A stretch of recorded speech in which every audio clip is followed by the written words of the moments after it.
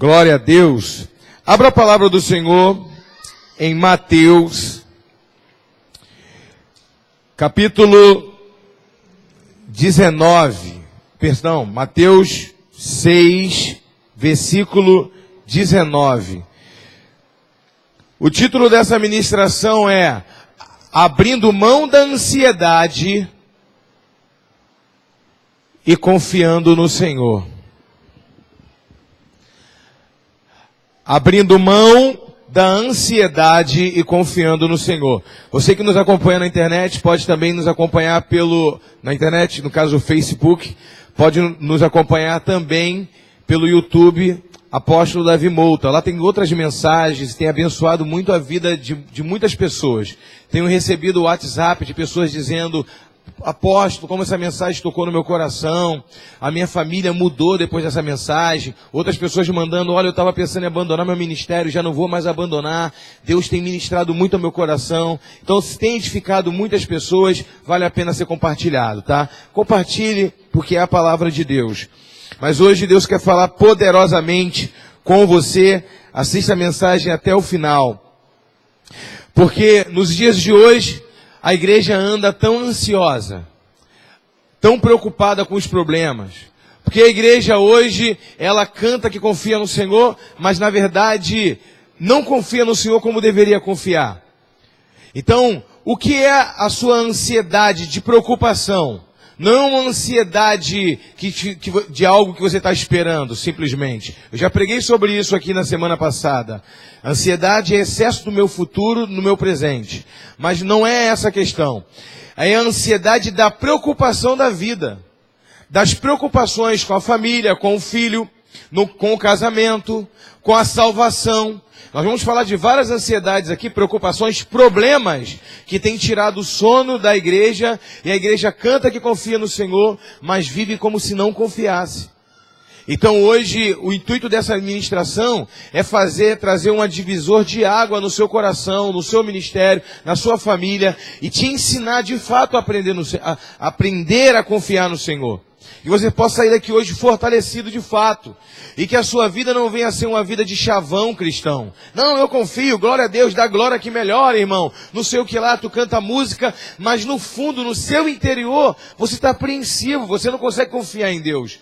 Jesus, sabendo que isso é uma debilidade humana, Jesus, sabendo que isso é do ser humano, são coisas que nos assombram, que é do homem, que nós somos gente, ele deixou essa passagem bíblica. Olha como que Deus se preocupa conosco.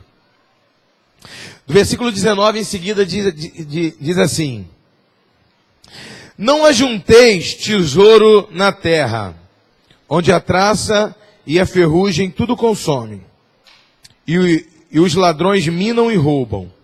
Mas ajuntai tesouros no céu, onde nem a traça nem a ferrugem consomem, onde os ladrões não minam nem roubam. Porque onde estiver o vosso tesouro, aí também estará o vosso coração. A candeia do corpo são os olhos, de sorte que se os seus olhos forem bons, todo o corpo será luz. Mas se porém os seus olhos forem maus, e o teu corpo também será tenebroso. Se portanto a luz que está em ti são trevas, quão densas tais trevas serão? Ninguém pode servir a dois senhores, porque há de odiar um e amar o outro, ou se dedicará mais a um e desprezará o outro. Não podeis servir a Deus e a Mamom. Por isso vos digo, não andeis cuidadosos com a sua própria vida, pelo que haveis de comer, ou pelo que haveis de beber, nem quanto ao vosso corpo, pelo que haveis de vestir. Não é a vida mais do que o mantimento, e o corpo mais do que o vestuário?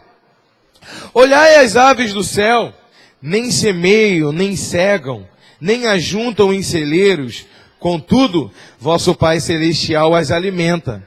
Não tendes vós muito mais valor do que elas? E qual de vós poderá, com todas as suas preocupações, acrescentar um côvado à sua estatura? E quanto ao vestuário, por que andeis solícitos? Olhai para os lírios do campo, como eles crescem, nem trabalham, nem tecem.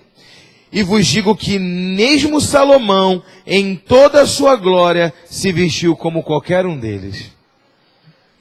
Pois, se Deus assim enfeita a erva do campo, que hoje existe e amanhã é lançada no fogo, não vos vestirá muito mais a vós, homem de pequena fé. Não andeis, pois, inquietos, dizendo: o que comeremos? O que beberemos? O que vestiremos? Porque todas essas coisas, os pagãos se preocupam. Pois o vosso Pai Celestial bem sabe que vocês necessitais dessas coisas. Mas buscai em primeiro lugar o reino de Deus e a sua justiça, e todas as demais coisas vos serão acrescentadas.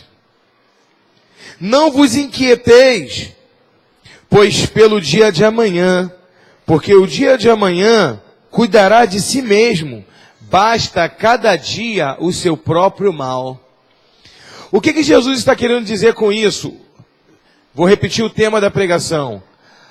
Abrindo mão da ansiedade e confiando em Deus. Sabe por quê? O que Jesus quis dizer? Quando você anseia por algo bom acontecer, quando você está sedento, desejoso, por exemplo, de um jogo de futebol, o seu time vai disputar uma final de campeonato no domingo, e hoje é segunda-feira, e você já até comprou o ingresso, e você está ansioso para esse dia chegar, você vai querer que pule logo para o domingo? O domingo é o dia esperado, não é? Mas ainda tem uma segunda, tem uma terça, tem uma quarta. Você não se prepara para um evento só na sua vida. Você se prepara para toda a vida. E dentro da vida existe uma complexidade, existe dificuldade. Até você se formar na faculdade, você vai atravessar dificuldades. Como? Pagar a mensalidade da faculdade, comprar o material, doenças, você vai perder prova, talvez você vai ficar internado, quebrar uma perna, ficar um mês fora, vai perder matérias, você vai ter que se reinventar. Então a ansiedade não vai te fazer o seu futuro chegar mais rápido.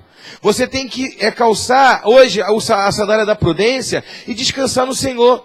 Porque quando você espera para um dia bom chegar, até esse dia bom chegar, você vai enfrentar dias ruins. E Jesus, ele sempre foi honesto conosco quando ele disse: basta cada dia o seu próprio mal.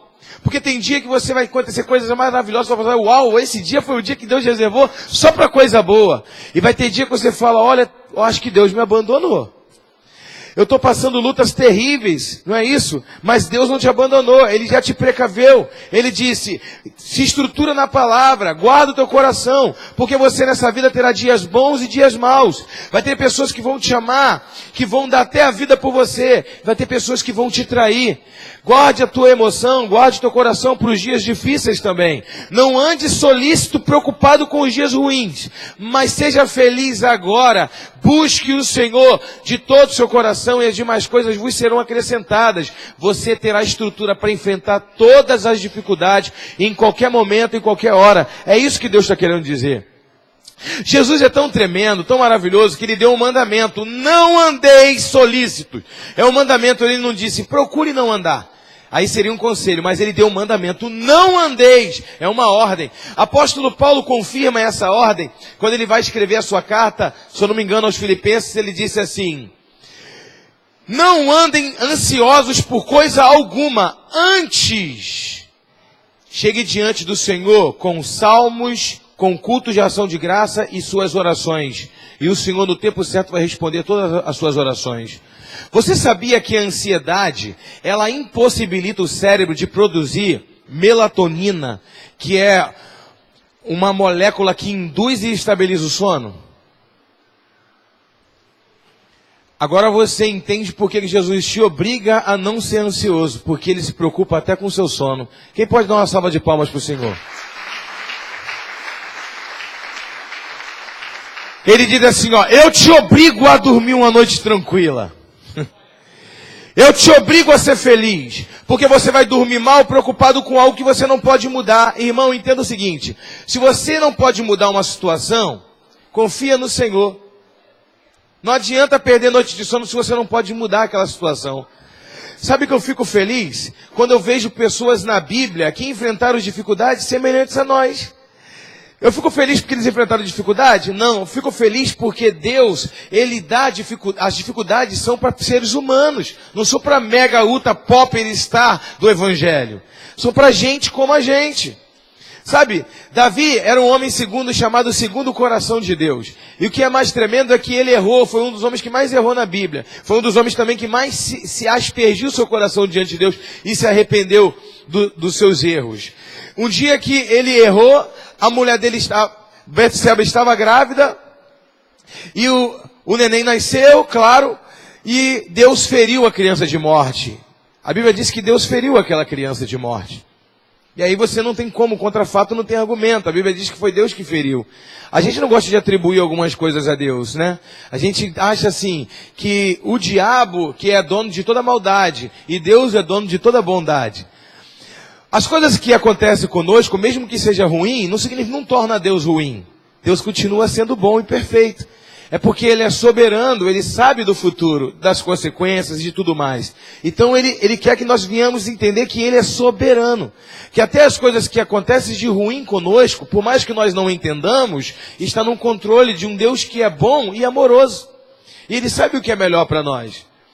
Então Davi se ajoelhou e começou, está lá em Samuel, 1 Samuel, ele começou a chorar. Ele não comeu nada durante 7 dias. E ele começou a orar para que a criança sobrevivesse. 7 dias sem comer nada. Os homens que estavam andando no palácio tinham até medo de chegar perto dele, porque ele estava angustiado e ouviam o choro e a oração dele. As pessoas ficavam com medo. E quando a criança morreu, a criança estava doente e a criança morreu, as pessoas pensaram, os serviçais disseram, está lá no texto, eu vou passar a referência depois para vocês. É porque eu não sei nem porque eu estou falando sobre isso. Veio na minha mente, eu estou falando, não está nem aqui no caderno. Acredito que seja debaixo do controle de Deus. Fala você. Davi tinha perceptual, ele percebeu o murmúrio dos funcionários e disse, a criança morreu? Ele se levantou, depois de 7 dias sem tomar banho, sem comer, sem nada. Ele se levantou, olha para o teu irmão e diga, se levanta.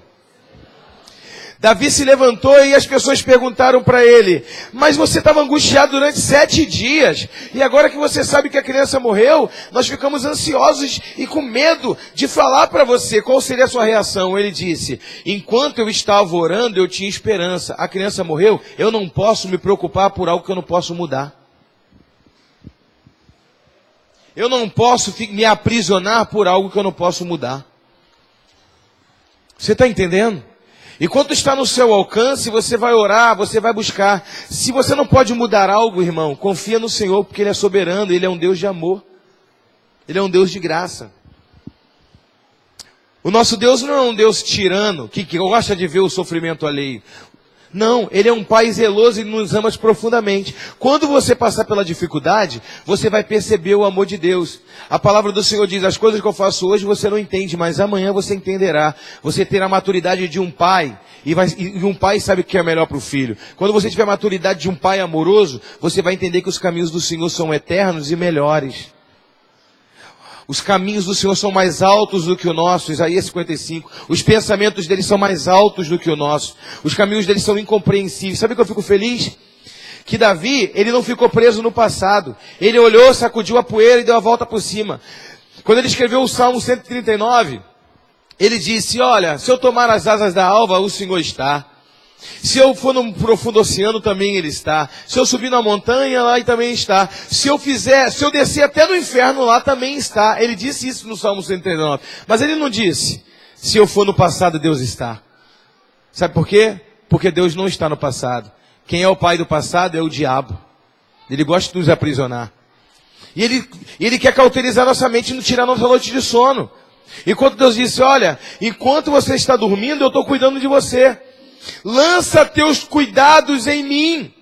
Para de se preocupar com o teu filho. Para de se preocupar com o teu... Até porque o teu filho não é teu, é a herança do Senhor. Eu só te confiei a Ele, quem cuida dele sou eu. Sabe, irmãos? Sabe qual foi a diferença de Jó para Davi? Agora eu falei bem de Davi, agora eu vou falar mal. Quando Absalão morreu, que ele ficou sabendo que Absalão morreu, ele chorou demasiadamente. O choro dele era de ataque de consciência. Porque ele foi um excelente rei, mas ele foi um péssimo pai. E ele começou a chorar: Absalão, Absalão, meu filho, Absalão, meu filho. Joabe, que era general, lutava as guerras de Davi, mas não gostava dele. Inclusive, na sua vida vai ter pessoas que vão lutar guerras junto contigo, mas que não gostam de você. Ele disse para Davi: vai lá e aplaude os homens que mataram o seu filho. E Davi teve que levantar e bater palma para os homens que mataram o filho dele. Crise de consciência. Sabe qual a diferença de Jó para Davi?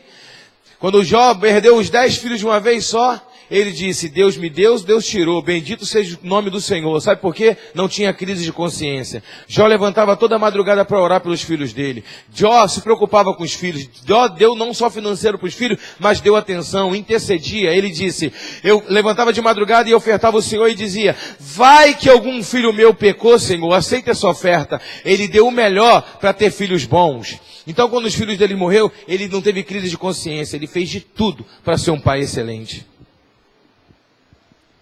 Sabe quando você fica ansioso por algo e preocupado por algo? Quando você não faz o que Deus manda você fazer, e aí você se torna uma pessoa preocupada. Mas quando você busca o Senhor, você obedece o Senhor, se você lê a Bíblia, se você obedece os mandamentos do Senhor, anda em santidade e faz o que é certo, o nome disso é comer o pão da tranquilidade.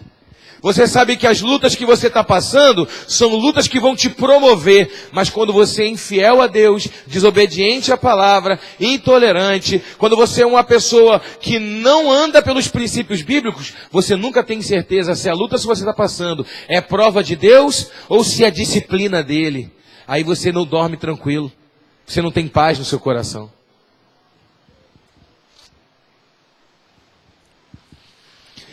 Salmo 127 diz isso.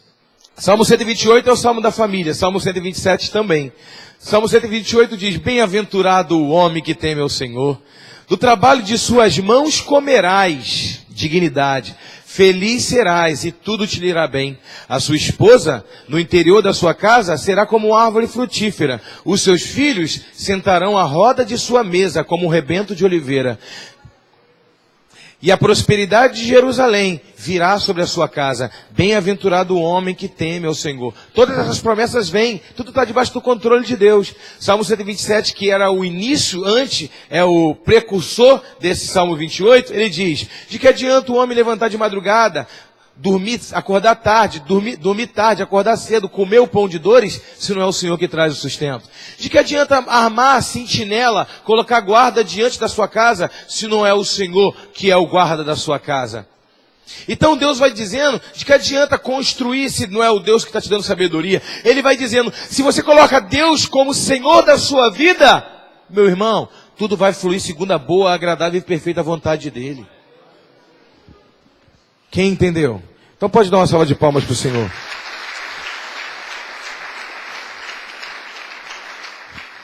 Existe ansiedade de pessoas que são ansiosas até concernente à salvação. Apóstolo Paulo escreve aos Tessalonicenses e diz assim: vocês estão andando ansiosos e ociosos. Vocês estão almejando a salvação, estão almejando a volta de Cristo, mas estão sendo pesados para as pessoas na comunidade da fé. Os Tessalonicenses eram tão ansiosos que quando Jesus disse: cedo venho, irmão, Jesus disse: venho sem demora, já passou 2000 anos. Se ele fala que ia demorar, irmão, a gente estava frito. Ele disse: venho sem demora, guarda o que tem, para que ninguém roube a tua coroa. Venho sem demora. Os Tessalonicenses pensaram: venho sem demora, Deus não é homem para que minta, Ele não vai demorar. Ele não vai demorar dentro do tempo dele. Ele esqueceu de explicar para a gente isso. Um dia para Deus é como 1000 anos. Então só tem 2 dias, na verdade, que ele foi. Mas como ele ressuscitou no 3º dia, né, ele está entrando no 3º milênio, ele está para voltar a qualquer momento. Agora olha só que tremendo. Eles falaram: para que eu vou fazer faculdade se Jesus vai voltar mesmo? Para que eu vou trabalhar? Só que esqueceu que crente come muito. Você sabe que crente come muito? O meu avô dizia o seguinte: crente não bebe nem fuma, mas come que é uma beleza. Crente já chega assim, ó. Não é falando mal dos meus amigos assembleanos não, mas se for assembleano come mais ainda. Quando entra os assembleanos na sua casa, irmão, tu lembra o Senhor, olha, eu entreguei o dízimo, hein? Lembra logo. Lembra logo a Ele. Faz logo uma oração, Senhor, vai fechando todo o estômago, em nome de Jesus. Porque o negócio é estreito, vai a compra do mês todo, não é? Aí, ó, tu só vê os crentes assim nas festinhas, ó. Só remoendo, é verdade. O ímpio, ele tá tomando uma cerveja, quem bebe cerveja não come nada não, irmão. Só quando tá com muita fome que ele vai lá dar uns belisquinhos. O crente não bebe, meu, não fuma, mas fica até assim, fica coisa pra comer aí. Agora imagina, já viu uma pessoa ansiosa? Por que as pessoas ansiosas engordam?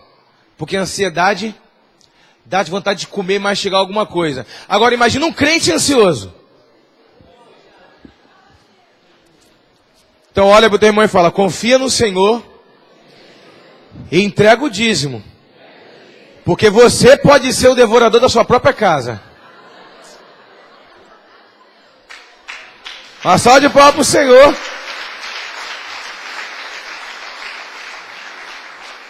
É verdade. Os Tessalonicenses, crente já come demais, ansioso. Será que essa noite que Jesus volta? Só comendo. Ai meu Deus, é hoje. É hoje. Aí o apóstolo Paulo escreve para eles, amados, vocês estão preocupados com a volta do Senhor Jesus. O dia e a hora é determinado por Deus. Descansa, amado. Eu estou sabendo dos irmãos de vocês que nem trabalhar vocês não estão trabalhando. Então, o apóstolo Paulo é muito delicado, né? Muito diferente de mim, né? Ou seja, não, eu estou querendo fazer um paralelo. Eu sou mais educado do que ele, é verdade. Para ter uma ideia. Ver as cartinhas dele era algo bem subjetivo, né? Irmão, não seja ignorante. Outra carta ele escreveu, ele disse assim, irmãos, eu por carta eu sou muito mais delicado e muito mais comedido nas minhas palavras. Então é melhor vocês mudarem por carta do que quando eu chegar e falar com vocês pessoalmente. Ai meu Deus do céu. Imagina, então ele diz assim uma palavra bem gentil. Você está esperando Jesus voltar? A data é determinada por Deus, você pode esperar à vontade. Mas aquele que não trabalha, que também não coma. Rapidinho perderam a fé. Tudo bem.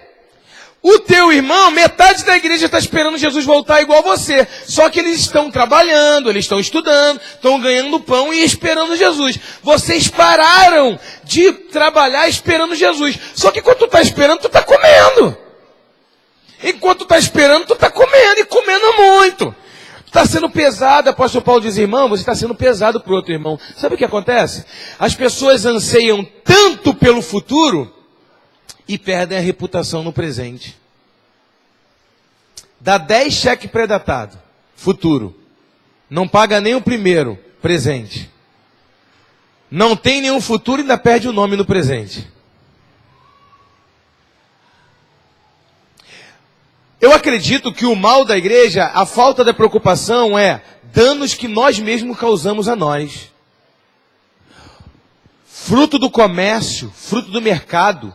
Eu não tenho problema, o capitalismo entrou na igreja, claro que entrou na igreja. Nós vivemos o capitalismo. Salomão disse que o dinheiro tudo atende. Salomão disse que o dinheiro tudo atende. Tá? Aí você vai falar assim, não, nem tudo é o dinheiro, né? No dia que tu tiver que fazer um tratamento de saúde, tu tiver um dinheiro, tu vai para o hospital particular e tu vai para a posta e tu vai ver se o dinheiro tudo atende ou não atende. Não temos que ser bitolados de mente. O homem mais sábio que pisou nessa terra disse, irmãos, o dinheiro a tudo atende.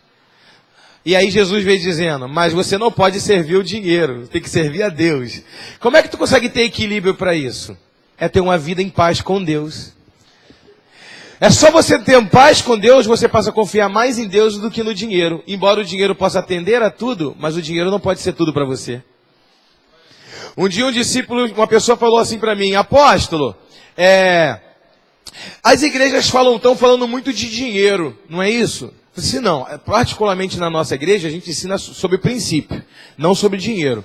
Mas deixa eu te falar um negócio. Nós temos que amar a Deus e buscar Deus de todo o coração. Amar a Deus pelo que Ele é, não pelo dinheiro, amém? Agora, se Deus te der muito dinheiro, fique feliz. Porque é melhor você ter muito dinheiro e dominar o dinheiro, você não ter nada e o dinheiro te dominar.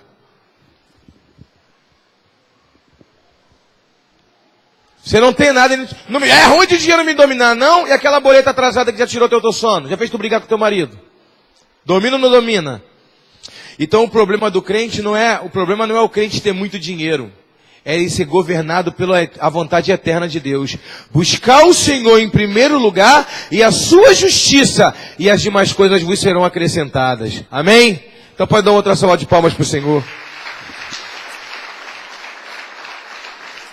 Temos que confiar no Senhor, irmão.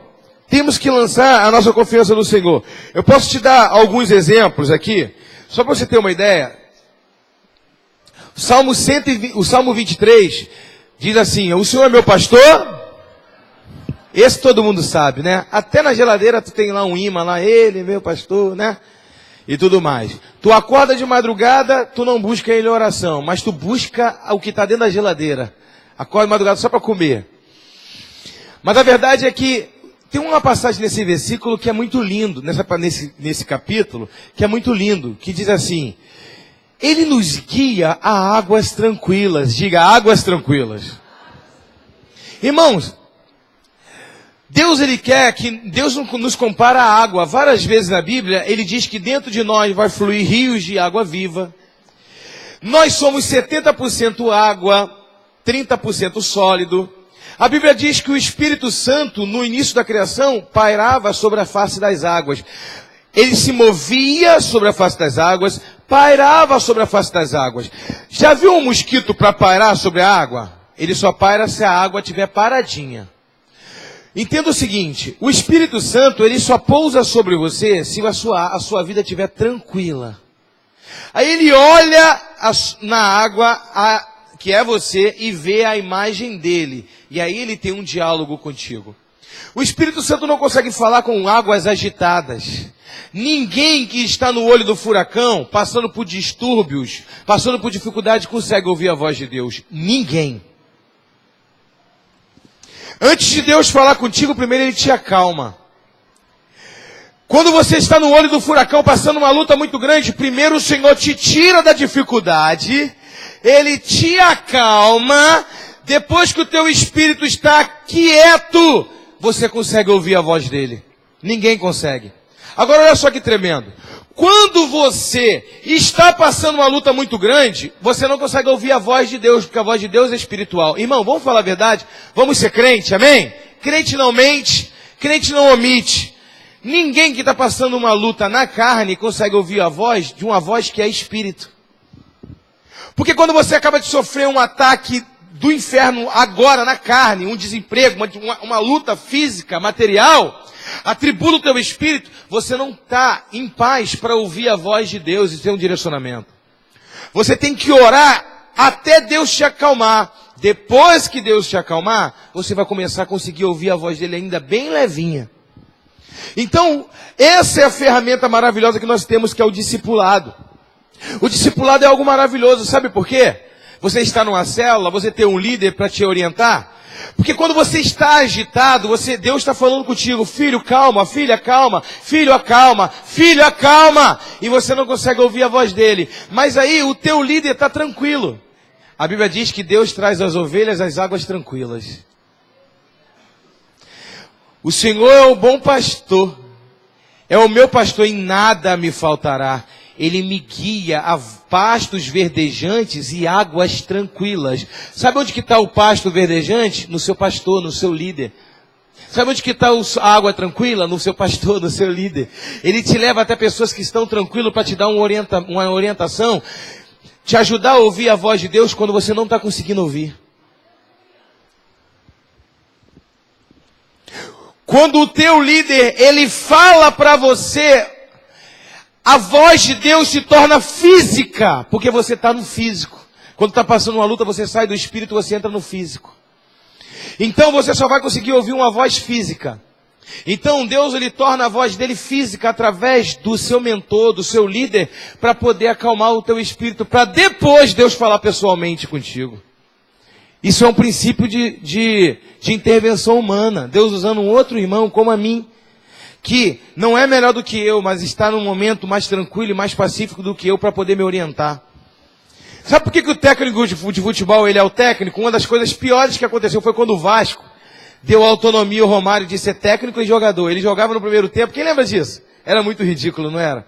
No segundo tempo, como se fosse o super-herói, ele falava, vou decidir. Sonho de todo técnico. Entrava em campo, nunca fez nada. Porque uma coisa é você estar dentro de campo, uma coisa é você estar do lado de fora. Porque ovelha vê capim, pastor vê pasto.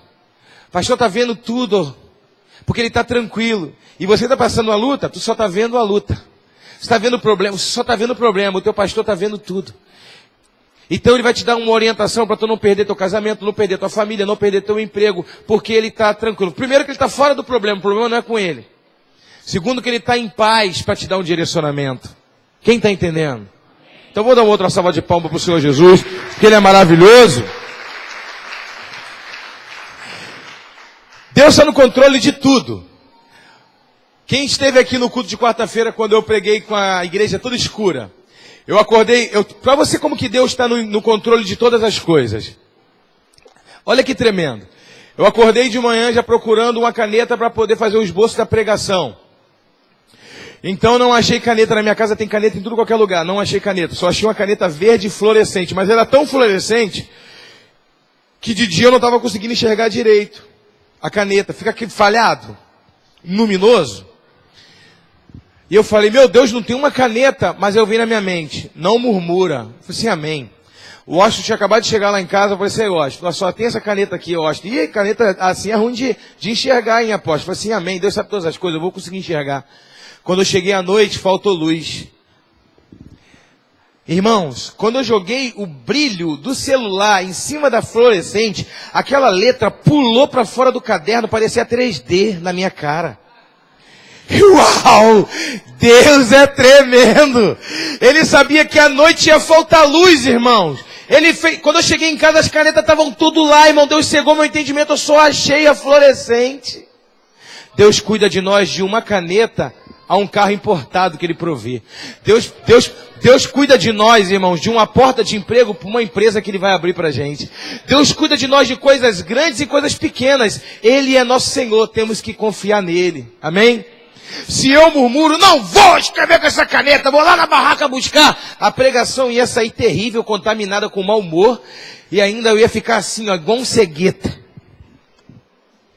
Procurando enxergar uma caneta azul e não enxergar. A fluorescente, uma coisa linda. O Jorge Lucas chegou meio incrédulo no final e falou, deixa eu ver a caneta, pai. Caraca, é fluorescente mesmo. Eu falei assim, é. Eu falei de bobeira. Olha a justificativa. Seja crente, não incrédulo. Vai e não peques mais. Aí, aquela voou para fora do caderno. Sabe como é que é? Eu jogava, o negócio ficou lindo. Eu estou enxergando tudo. Deus cuida de nós. Teve um dia que acabou meu perfume. Estava morando lá no prédio. Dorinha está aqui. Olha aí que bênção. E aí eu estava aí, acabou o perfume, meu perfume. Eu falei assim, meu Deus, hoje é domingo. Amanhã é coquetel de pastores. Eu vou guardar o perfume para amanhã. Porque, né, um pastor vai me abraçar, eu vou estar cheiroso. Os mesmos podem até me abraçar fedorento, mas um pastor de fora... Aí eu vou guardar, olha só, irmão, a última baforada do perfume, tem quando tu vira o fundo pra cá, assim, o canudinho pra cá, e só tem aquele negócio, é a última. Aí eu fiz assim, eu falei, não, vou guardar pra amanhã. Desci a escada e veio na minha voz, na minha mente assim, tu é muito incrédulo. Eu fiquei pensando assim, meu Deus, Senhor, vai lá e usa aquele perfume, meu fedorentão. Isso Deus não falou não, isso aí eu tô brincando, tô ilustrando. Aí eu peguei e subi. Eu subi e falei, Satanás, eu sou filho de Deus. Eu taquei, irmão, mas taquei. Dá para usar 2 dias, o domingo e a segunda. Eu taquei tudo no domingo. O meu Deus que proveu um hoje, vai prover outro amanhã. E você não vai me induzir, não. Eu comecei a jogar perfume, irmão. Mas irmão, eu cheguei mais cheiroso do que filho de barbeiro aqui. Aí, rapaz, quando eu cheguei aqui na igreja, acabei de pregar, deitei aqui no altar. Estou orando, porque eu sempre oro, né, aqui no altar quando termina de pregar. Eu estou deitado aqui no altar, e aí a apóstola falou assim, amor, tem uma pessoa que quer falar contigo. Estou orando. Quando eu olhei a sacola de presente na mão, eu falei assim, pois não? Sim. Acabei de orar, Deus conhece meu coração, até antes das palavras vindo sair da minha boca, Ele já sabe o que eu vou dizer mesmo. Pois não? A ovelha, amor, tá querendo ir embora, ela mora longe, ela quer te dar um presente. Eu falei, é o perfume. Na minha mente eu pensei, é o perfume. Quando abriu, irmão, um perfume importado. Glória a Deus, uma salva de palmas pro Senhor. E Deus está para usar alguém aí, que está acabando ele. Brincadeira. Escuta, gente, agora é sério. Olha como que Deus, você está entendendo? Se eu falar para vocês várias coisas que Deus já fez comigo assim. Ele nos ama, irmão. O que ele diz, olha que ele usa Jesus, irmãos. Ele não usou palavras filosóficas não, embora foi muito filosófico. É lindo e profundo, ele disse. Já observaram os lírios do campo? Irmão, um homem que anda preocupado com a vida, nem em flor ele percebe. Um homem pode ser milionário, ter jardineiro trabalhando na casa dele, ter flores que valem 5 mil, 10 mil reais, 30 mil reais, e ele anda tão preocupado com a vida e nem conseguir reparar a beleza da flor do jardim dele. Quem repara é o próprio jardineiro dele, que recebe R$1.000 por mês. Tem o privilégio de reparar o jardim dele. Tamanha preocupação. Então nós temos que entender o que Deus tem para cada um de nós. E saber que Ele é nosso Pai. Ele não é nosso patrão. Embora uma hora ou outra nós somos chamados de servos, né? Para saber o nosso posicionamento. Mas nós somos filhos dEle. Ele nos ama. E Ele cuida de nós. Então Ele não quer um filho aflito perdendo uma noite de sono se Ele é dono do mundo inteiro. Então quando você confia nele, isso agrada ao coração dele. Ele diz, confia em mim, está tudo sob o controle, eu vou mudar a tua história, o teu filho vai se converter, seja um pai bom, se ame, cuide, deixa o restante comigo. Faça a tua parte. Você está entendendo? Não se preocupe, se levante, mude o que dê para você mudar. O que não der para você mudar, irmãos, entrega na mão de Deus. E Deus vai fazer, entrega os teus problemas na mão de Deus. E Ele vai resolver teu ministério, sua família, sua casa, Deus vai resolver. Está entendendo? Uma vez, em 2010, o Fluminense estava para ser campeão brasileiro e foi campeão em 2010, 2012, é tanto título que eu nem lembro direito, né? Mas em 2010 eu lembro que faltava, o Fluminense tinha acabado de ser campeão brasileiro. Aí eu queria colocar a camisa do Fluminense. Só que quando eu olhei, minha camisa do Fluminense estava com rasgo aqui, era a reunião de líderes que nós tínhamos segunda-feira. Eu queria zoar o pastor Fabrício, amigo nosso, que era flamenguista. Falei, vou zoar o pastor Fabrício. Flamenguista, né? E o Fluminense praticamente ganhou em cima do Flamengo. Eu falei assim, eu vou. Procurei a camisa com rasgo. Não vou assim não. Com a camisa rasgada eu não vou não. Aí eu fiz uma oração. Senhor, me dá uma camisa do Fluminense. Eu não tinha condições de comprar. Falei, me dá, Senhor. Camisa do Fluminense. Eu até pensei, Jesus me ama tanto, Ele não vai fazer isso não. Não vai me dar uma camisa do Fluminense não. E aí eu peguei e fui para a igreja. Quando eu cheguei, na volta, 10 horas da noite, eu passei num paliozinho, com o ar-condicionado ligado, não dava para ouvir nada. Eu escutei um grito, pastor! Daqui a pouco eu escutei outro grito, pastor! Ei! Aí eu voltei, dei ré, abri o vidro. Ele falou, te gritei quando tu passou para lá. Eu fui, era 7h30 da noite. Voltei, era 10h30.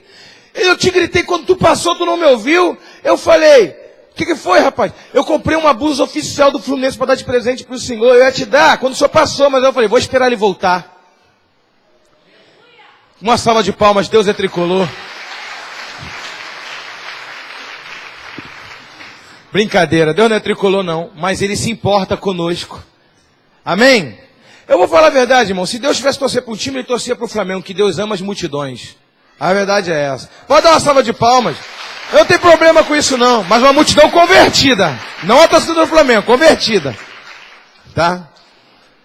Amém, glória a Deus. Vamos evangelizar, né? Tá vendo o cuidado de Deus? O problema não é uma camisa, quem tá entendendo? É saber que eu estou dentro do meu quarto e o Criador, que é o Criador dos céus e da terra, do universo, Ele está ouvindo a oração de um homem que não tem dinheiro para comprar uma camisa de um clube. Talvez você pense assim, mas Deus poderia prover uma quentinha para o cara na África. Ele pode prover até um restaurante para o cara da África. É só ele se sentir filho. Porque Deus cuida dos seus filhos. E o que você sonha, as coisas pequenas, as coisas mais simples, as coisas mais complexas, o Senhor vai fazer na sua vida. Amém? Deus está cuidando do teu sono. Uma salva de palmas. Eu quero concluir essa mensagem contando mais um testemunho. Eu posso contar diversos. Eu posso contar um. Lembra que quando eu entrei aqui na igreja, quando nós começamos a igreja aqui, arrombaram a minha casa lá em cima do morro, levaram minhas coisas todas? Vocês lembram disso? Então, aí uma vez o pastor Mike Murdock estava pregando lá na nossa igreja, e aí ele foi distribuindo uns iPads, ele falou assim, ó, tem muitos pastores aqui, muitos líderes, devia ter umas 400 pessoas na igreja. Eu não sei a quantidade de pessoas que tinha. Aí ele falou, esse iPad custa R$2.000 e tem 300 livros meus já no iPad. Eu vendo por R$2.000. Só que eu vou ofertar, eu só tenho 30, eu vejo que tem muitos pastores aqui. Aí ele veio assim de olho fechado, irmão, dando na mão de um, pulava dois, dava na mão de um, pulava dois, dava na mão de um, pulava dois, dava na mão de um, pulava outro. Aí eu falei, me dá um desse aí, Senhor. E ele foi e jogou na minha mão o iPad aí, pum! O marido ganhou um iPad já com 300 pregações. É meu!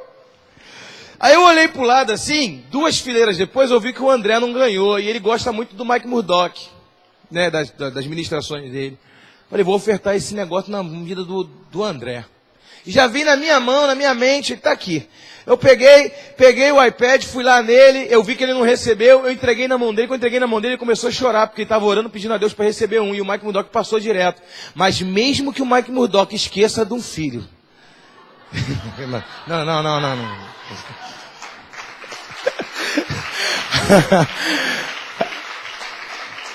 Aí, eu entreguei na mão dele. Quando eu entreguei na mão dele, ele começou a chorar, irmão, e puxou um cheque no bolso. E no cheque estava preenchido R$2.000 nominal. Davi Mouta. Porque ele ficou sabendo do que aconteceu comigo, que me roubaram, ele ofertou R$2.000 para eu comprar alguma mobília para minha casa. Já veio de casa com o cheque preenchido. E eu entreguei um iPad na mão dele por causa de que valia R$2.000. E na hora ele falou, pega aqui no meu bolso o negócio, pastor, que eu já trouxe para o senhor. Eu falei assim, o quê? Ele puxou e deu na minha mão. Eu falei, pronto, vendi o iPad. Aleluia, pensei que estava dando, estava vendendo.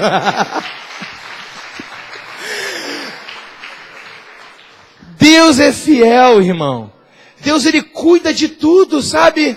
Às vezes, no coração, ele sonda o coração do homem. De repente o André estava pensando, meu Deus, esses R$2.000 é algo de tanto sacrifício, eu vou dar uma oferta de sacrifício. Aí Deus vai dar um iPad que ele queria, falou assim, olha, tá vendo? Estão aqui. Sabe? Deus, ele é fiel. Às vezes eu poderia estar pensando assim, esse iPad eu poderia vender pelo menos por R$1.000 para comprar pelo menos um guarda-roupa para minha casa. Às vezes eu poderia ter fechado meu coração, não vou entregar não. E aí Deus também fechou o coração dele lá, você não entrega não, pensando direitinho. Guarde isso aí que tu tem um negócio para resolver. Mas Deus, ele cuida de nós, irmãos. Mas ele cuida dos outros também, ele nos ama. E ele tem cuidado de cada um de nós, amém? Você vai entender quando Salomão disse, lança teu pão sobre as águas, que no tempo certo vai vir de volta para você. Confia no Senhor, não perca a noite de sono por causa disso. E aí, finalizando, eu fui dormir uma vez, lá em Caxias. Eu tinha perdido meu carro. O culto termina 9h30 da noite, tá bom, irmãos? Então não se preocupe com o horário não, ainda vou terminar antes ainda. Eu dormi tranquilo, embora eu já tinha perdido meu carro, embora eu já estava já tinha perdido tudo. Perdido por quê? Porque eu paguei dívida. Porque eu prefiro não ter nada do que estar endividado. Então eu vendi e pagava dívida, nunca gostei de dever ninguém. Sempre gostei de pagar minhas coisas direitinho. E aí eu estava em paz.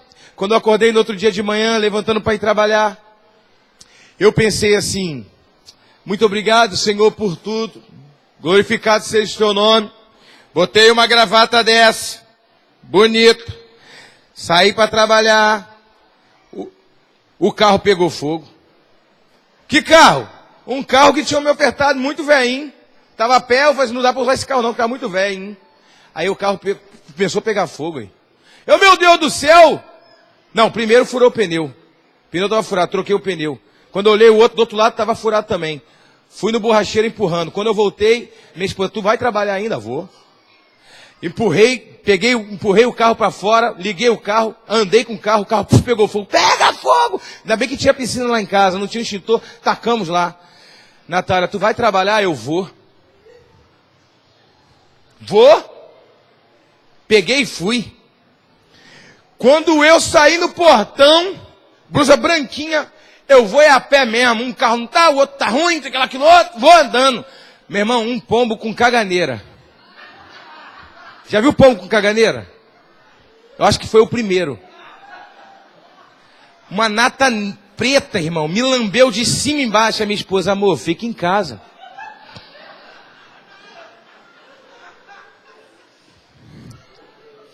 Eu falei, vou ficar. À noite eu já dormi preocupado, pensando, meu Deus do céu, tanta coisa e tudo mais. Fui dormir. No outro dia de manhã, irmão, eu falei assim, agora eu vou sair para trabalhar, vou ganhar dinheiro. Meu irmão, um pé d'água. Um pé d'água, irmão. E eu tinha carro. Quem tem carro não tem capa de chuva nem guarda-chuva. Minha casa era 700 metros do ponto. E eu fiquei assim, irmão, olhando para a chuva, esperando a chuva passar. Senhor, faz a chuva passar que eu tenho que trabalhar. Eu trabalhava de conta própria com venda, eu tenho que ganhar dinheiro, eu tenho que pagar conta. Aí a Natália veio e me premiou. Amor! Eu falei assim, o quê? Tem uma boleta de R$180 que venceu ontem. Oh, meu Deus. Vendi carro, vendi tudo para não sujar meu nome, uma boleta de R$180 para sujar meu nome. Que desespero que me deu, eu já fiquei, chuva passa. Daqui a pouco um discípulo me ligou. Fala, pastorzão! Você fala, a alma querendo murmurar. Falei assim, aí, problema eu tenho o senhor manda para eu resolver, né? Quando o discípulo liga, né, irmão? Fala, pastorzão! Fala, meu amado. Quero falar contigo. Eu falei assim, estou saindo para trabalhar. É urgente! É rápido! Sim, vem.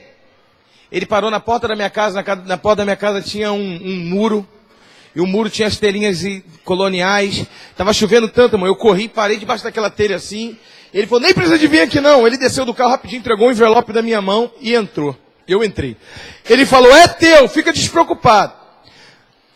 Quando eu abri o envelope, tinha R$200, porque Deus não induz um homem ao mal. R$200, 20 do dízimo, R$180 para pagar a boleta. Aí você diz para mim, apóstolo, e a primícia? A passagem, porque naquele dia nem trabalhar eu não fui, só fiquei orando. Essa passagem é a primícia, já separei que eu ia trabalhar. Irmãos, quando foi no culto de quarta-feira, eu encontrei com ele e eu falei, cara, o que deu na tua cabeça? Ele falou assim, deixa eu te contar um negócio. Eu tive um sonho muito real. Eu sou uma pessoa que eu sou muito difícil de sonhar, ele falou. Mas nessa noite passada, eu tive um sonho. Um homem de branco aparecia para mim. Ele tinha um olhar muito sereno. Ele dizia assim para mim, eu preciso falar contigo, te levar num lugar. Ele seguiu esse homem de branco. Ele disse que entrou num lugar, num jardim, tinha um casarão antigo, mas um lugar tudo muito bem cuidado. E ele falou assim, esse lugar aqui é especial. Ele sentiu uma paz com aquele homem de branco que falava com ele. Ele disse que o homem tinha um cabelinho todo branco. Quem é mesmo que tem todo o cabelo branco? Branco como a neve. E ele falava, ele dizia assim, tá vendo aqui? Ele disse que o único lugar no casarão que não estava muito bem conservado era uma parede. E naquela parede tinha umas tintas descascando. Ele disse que esse homem pegou na parede, meteu a mão na tinta, tirou a tinta. Quando ele abriu a mão e falou assim, olha, tinha semente na mão desse homem de branco. Ele disse, mas Senhor, de alguma forma ele sabia que era alguém superior. Embora ele não sabia quem era. Ele chamou esse homem de Senhor no sonho. Mas Senhor, isso é impossível. O Senhor tirou tinta da parede. E da parede não se tira semente. Então esse homem de branco disse assim, Márcio é o nome desse rapaz. Eu sou dono de todas as sementes, eu tiro semente da onde eu quiser. Abre a sua mão. E ele abriu a mão. Quando ele abriu a mão, ele disse, vai, leva um pouco dessa semente e entrega para o meu filho Davi logo de manhã quando você acordar. Eu falei, rapaz, Deus botou um pouquinho a semente na tua mão, hein? Deus colocou a semente certa. Olha para o teu irmão e fala: Deus botou certo. Porque basta cada dia o suprimento do Senhor. E se você buscar o Senhor de todo o seu coração, irmãos, Ele vai derramar a superabundância. Mas enquanto você perde o sono por causa de um boleto de R$180, você não está sendo fiel no pouco. Quem pode dar uma salva de palmas para o Senhor? Deus cuida do teu sono. Então esse salmo passa a ser real quando esse salmo diz: descansa no Senhor. Que adianta o homem comer o pão de dores se não é Deus que dá? Porque aos seus Ele dá enquanto dorme. E os seus, você está dormindo, Ele está planejando o seu dia. Você está dormindo, Ele está programando o seu dia. Você nem sabe que caneta tu vai usar amanhã, Ele já preparou para você. Ele está preparando o teu dia. Você dorme um sono tranquilo e Ele está organizando a sua vida.